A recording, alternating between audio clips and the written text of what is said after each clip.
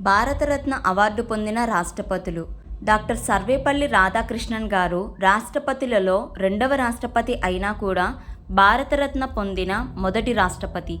ఈయనకి 1954లో భారతరత్న అవార్డును తీసుకున్నారు. అయితే రాష్ట్రపతులలో మొదటి రాష్ట్రపతి అయిన డాక్టర్ రాజేంద్ర ప్రసాద్ గారు భారతరత్న తీసుకున్న వారిలో రెండవ రాష్ట్రపతిగా నిలిచారు.